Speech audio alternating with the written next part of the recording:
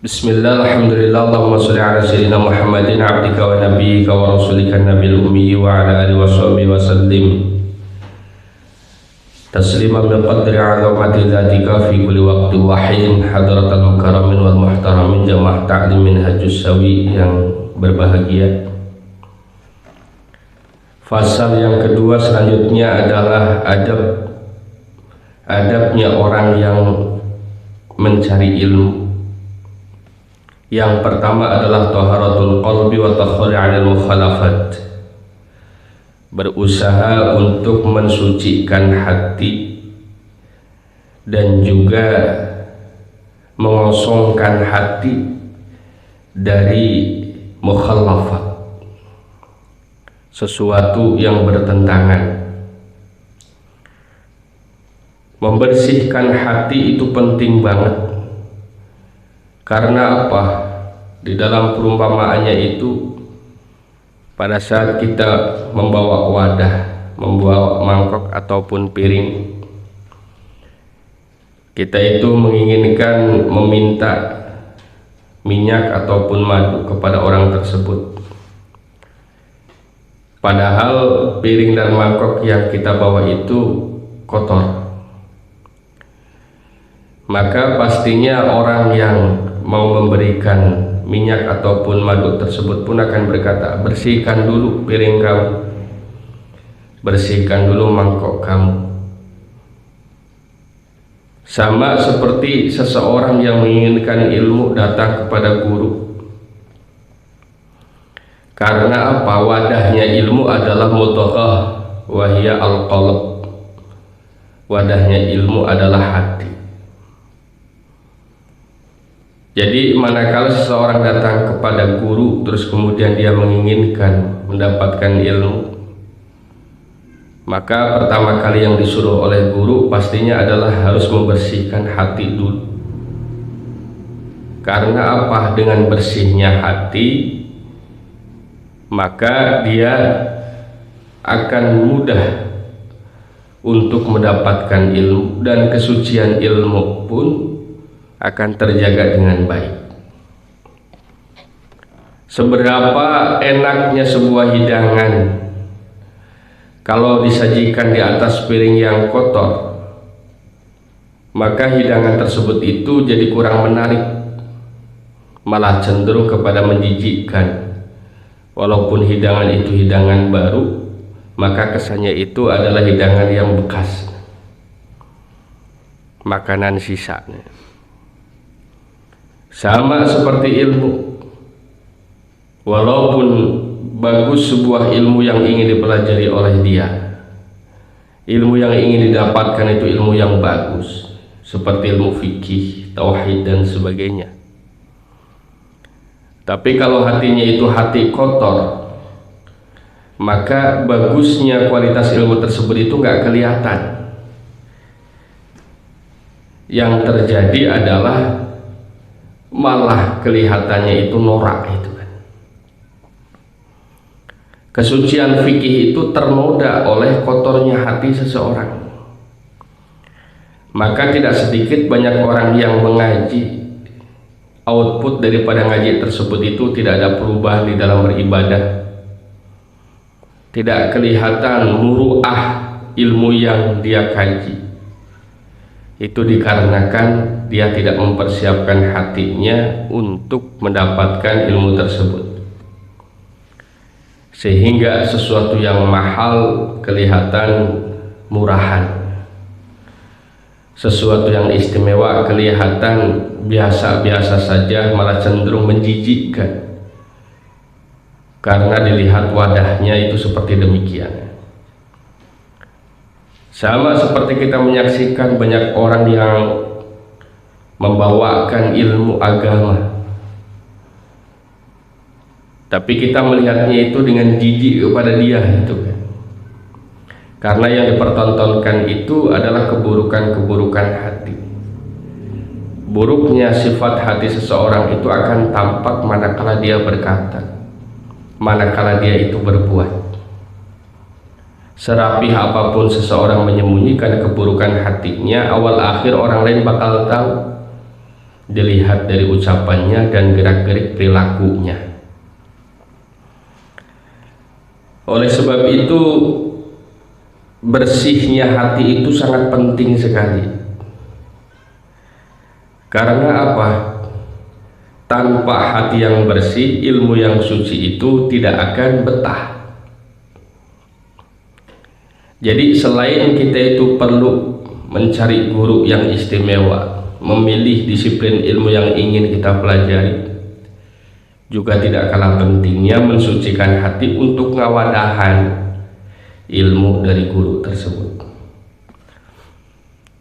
Diceritakan Imam Nawawi, diceritakan Imam Asy-Syafi'i manakala dia membacakan kitab Muwatta'nya Imam Malik, hafalan kitab Muwatta'nya Imam Malik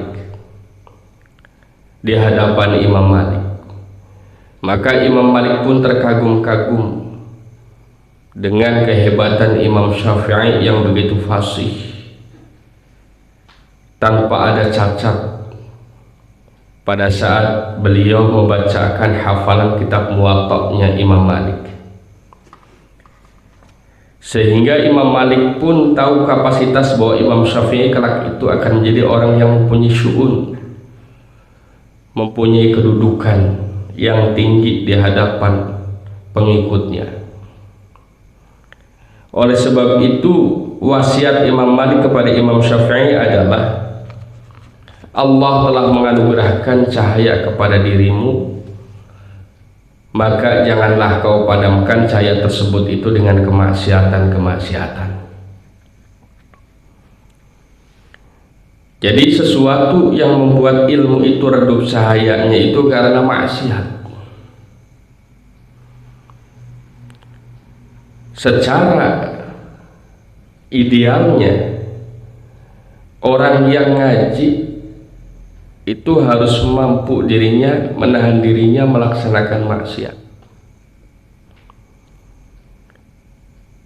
Idealnya itu semacam itu. Manakala orang itu ngaji jalan maksiat jalan, maka ilmu yang dia dapatkan dari hasil ngaji tersebut itu akan padam. Karena yang memadamkan cahaya ngaji itu adalah kemaksiatan-kemaksiatan. Bismillahirrahmanirrahim. Wa ra'su kulli ma'siyatin ghaflatun min rabbih. Asalnya maksiat itu adalah hati yang tidak mengingat Allah. Jadi pertama kali kita manakala ingin menyiapkan hati kita biar bersih, biar suci, pada saat thalabul ilmi adalah berusaha untuk menanamkan zikrullah di dalam hati kita. Bukan sekedar pada saat sedang taklim, di luar taklim pun kita berusaha untuk menanamkan zikrullah, Allah, Allah, Allah di hati itu. Karena apa? Aslu kulli ma'siyatin ghaflatun min rabbih. Asalnya setiap kemaksiatan itu karena lupa zikir ke Allah. Jadi pokoknya itu adalah hati kita. Kita tuntun, kita bina, kita dorong agar senantiasa zikrullah. Karena apa? Ilmu itu adalah milik Allah, cahaya Allah. Malahan itu merupakan salah satu daripada sifat wajib bagi Allah adalah al-ilmu. Kalau di dalam Asmaul Husna ada al-alimu, Allah yang maha tahu segalanya. Pada mulanya ilmu itu adalah dari Allah. Kemudian cahaya ilmu tersebut itu sampai ke dalam hati kita. Kemampuan hati kita menyerap terhadap cahaya ilmu tersebut itu yang penting. Karena hati juga bisa diibaratkan kayak batu, yang mana tidak semua batu bisa menyimpan cahaya. Ada yang batu menerima cahaya tapi kemudian cahaya jadi redup. Ada batu yang menerima cahaya kemudian bisa memantulkan cahayanya lagi. Ada batu yang menerima cahaya dan kemudian dia pun ikut bercahaya. Sama dengan hati kita semua. Ada kalanya hati mendapatkan ilmu tapi jadi redup. Ada kalanya hati mendapatkan ilmu terus kemudian dia bisa meneruskan kepada hati-hati yang lain. Ada kalanya dia mendapatkan ilmu untuk dirinya sendiri, untuk menerangi kehidupan dia sendiri. Dan bercahaya ataupun tidaknya hati itu tergantung banyaknya zikirnya hati kepada Allah. Jadi hati yang dituntut untuk zikrullah itu merupakan langkah pertama biar hati tersebut jauh dari maksiat. Karena maksiat-maksiat yang lain itu ukurannya ke sana. Maksiatnya mata demikian, maksiatnya telinga pun demikian, maksiatnya langkah pun demikian. Karena definisi maksiat itu adalah segala hal yang melupakan kita kepada Allah, maka itu dikatakan maksiat. Baik itu pekerjaan ataupun sesuatu yang baik. Kalau sesuatu yang baik tersebut itu menjadikan diri kita lupa kepada Allah, maka itu tidak dikatakan baik. Malah boleh jadi kita itu sedang maksiat. Itu kacamata tasawuf itu seperti itu. Banyak sekali orang yang berbuat maksiat tapi dia tidak merasa berbuat maksiat karena pekerjaan yang dia lakukan itu sedang beribadah. Tapi ternyata dia itu sedang maksiat karena ibadahnya itu melupakan dirinya kepada Allah, melainkan dia mempertuhankan ibadah dia. Itu dikatakan syirik khafi, itu seperti itu. Orang yang semacam itu jauh dari keikhlasan. Orang yang semacam itu jauh dari keikhlasan.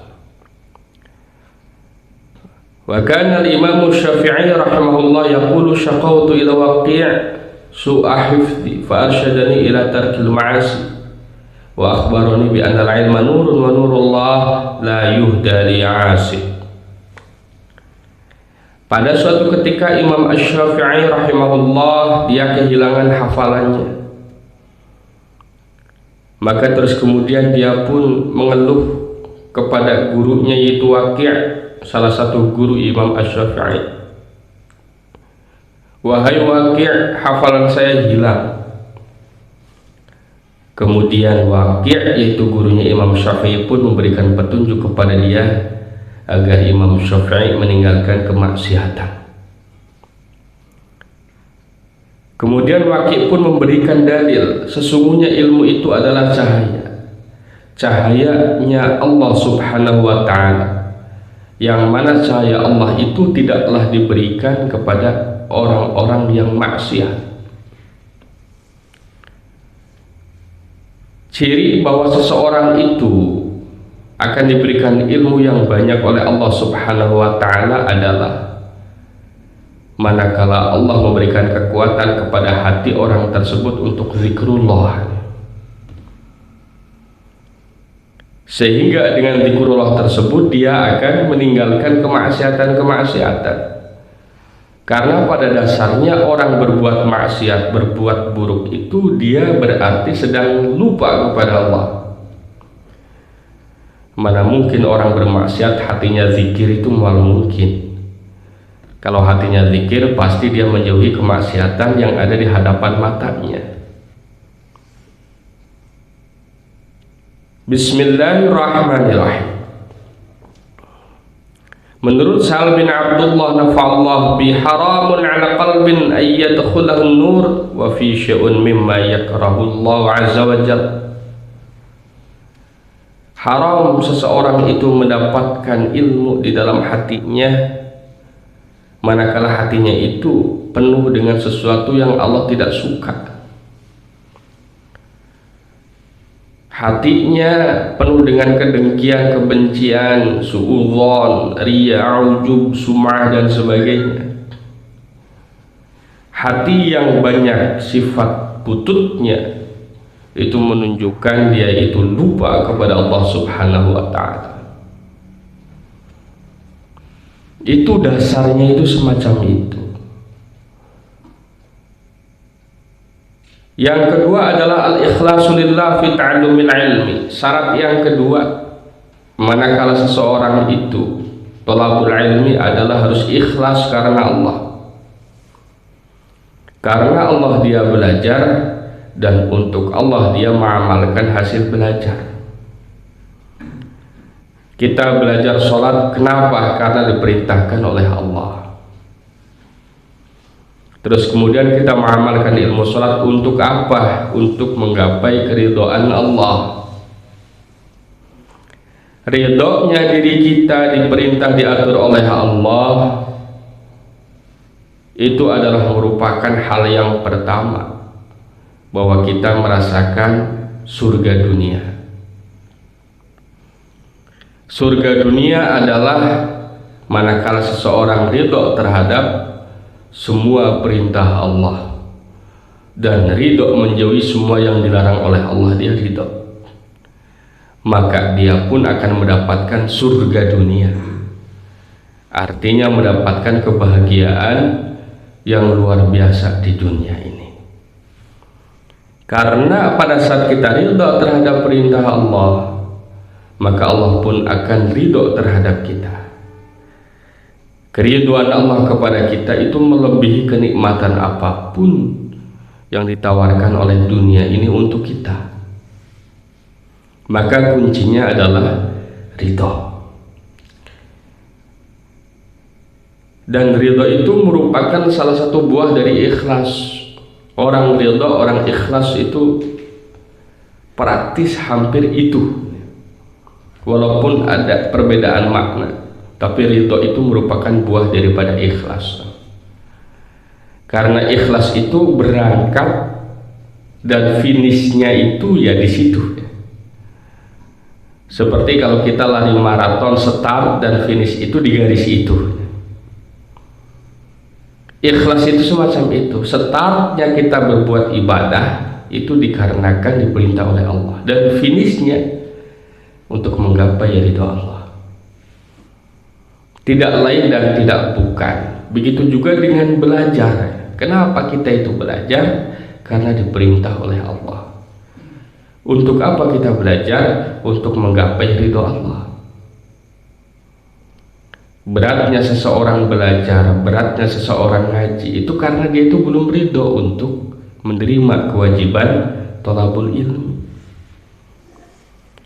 Kalau hatinya sudah ridho, tumapi tumarima, nyumrahkeun diri karena perintahna Allah, nampi abdi Gusti diwajibkeun thalabul ilmi, ridho abdi Gusti diwajibkeun thalabul ilmi, insyaallah gampang, mudah.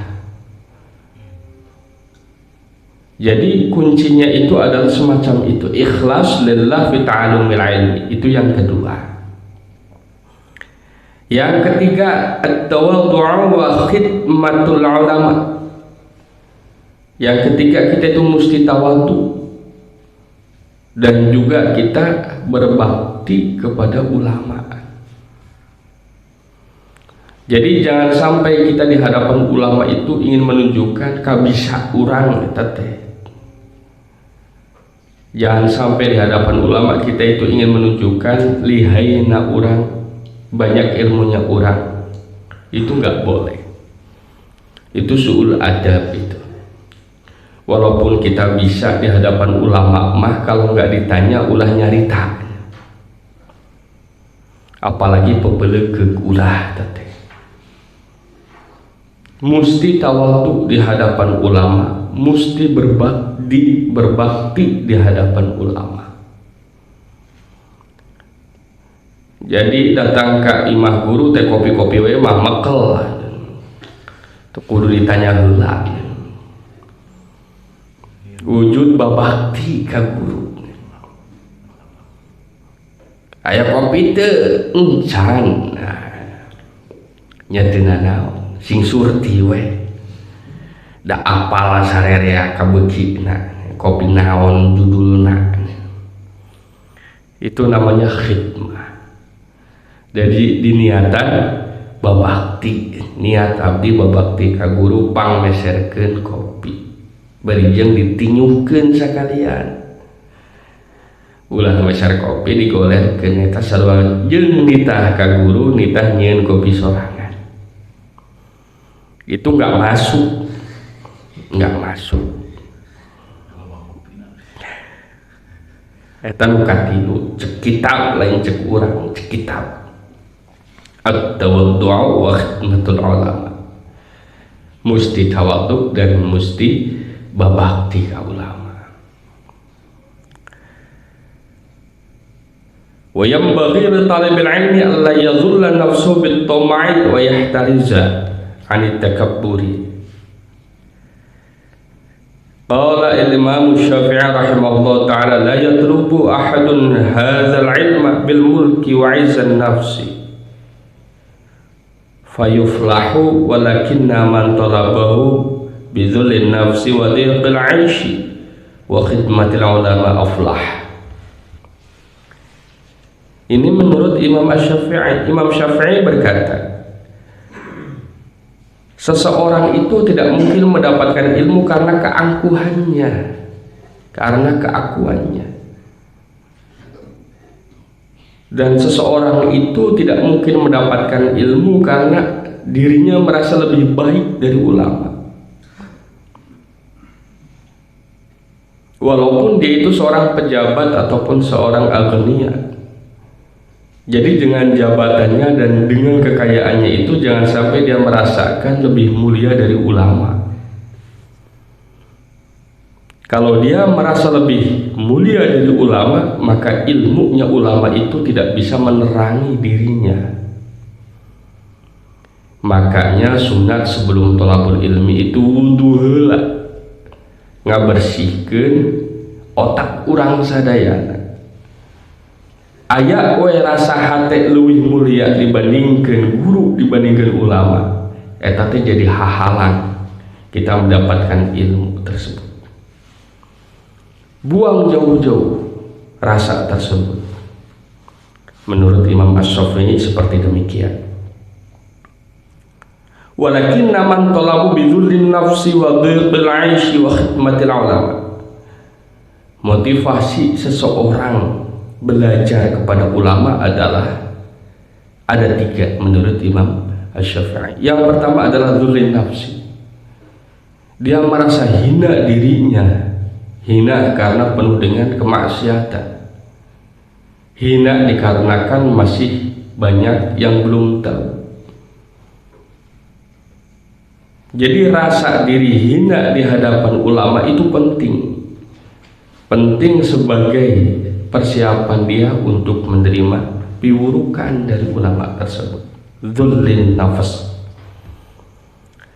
Kemudian yang kedua adalah dhiqil 'aish. Artinya adalah sempitnya hidup. Udah pas gitu kan, udah pas, udah bener. Jalma sangsara ngadatangan ulama terus bener eta teh bener. Giliran sangsara balangsak nyaketan ulama, giliran tos rada beunta nebihan ulama, eta teh bener tos bener eta teh. Engke sangsara deui deketan ulama deui gitu. Wa dhiqil 'aish kunaon ngaji keur balangsak sepi order. Langka anu balanja. Mudah-mudahan we kalayan ngaji jadi rame deui, geus rame. Teu ngaji deui, ngajina ira mun sepi diisi. Eta tos bener wadhiqil 'aish. Sareng rupokna kahirupan. Mending keneh ngadeukeutan ulama tina nalika rupokna hirup daripada sosobatan jeung rentenir matak cilaka. Ari ka rentenir mah dibere modal jeung bungana, ari ka ulama dibere wirid jeung liurna kan gitu kan. Sing betah we ngawirid gitu kan. Peperihkeun keur sugih kedul wirid atau ke sangsara ulah kedul wirid. Nu katilunya eta wa khidmatil ulama, ngaladenan babakti ka ulama cek Imam Asy-Syafi'i singkersa ngaladenan mama palenao gitu tah bade lele bade gule kan gitu manawi mama ngerasakeun tuang naon raos eta teh ngagelesar. Bismillahirrahmanirrahim. Mun kitu teh diniatan khidmah, khidmah babakti ka ulama. Ulah gaduh milik teh adem-adem bae, cicing-cicing bae. Bilih mama aya kahayang gitu kan, taros bilih mama isinin kan gitu. Cek Imam Syafi'i, saya cek urang sanes cek Imam Syafi'i teh. Aflah hanya teh bakal bagja ari huruf model gitu. Pada arti upami teh kitu teu bagja gitu kan, teu bagja. Eta miturut Imam Asy-Syafi'i. Anu salajengna nyaeta iltimasul faidah haitsu kanat. Dianggo ilmu teh, dianggo di mana wae iraha wae. Ulah logika ngaji mung sakadar kanggo ngabauan hirup ameh teu katingali maksiat teuing ngaji we kanggo naon, kanggo status WA, kanggo history IG kan gitu kan. Jadi kur sakadar kanggo ngabauan ameh ulah mung sakadar historina amang jeung ulin sakali-kali atuh dipoto najeng ajengan. Eta tuh bisa gitu hirup eta teh iltimasul faidah haitsu kanat. Ngaji tadi tenang naon terus kudu kumaha. Naon sakirana bisa dipakai setiap hari setiap saat. Harusnya seperti itu. Al-Fatihah.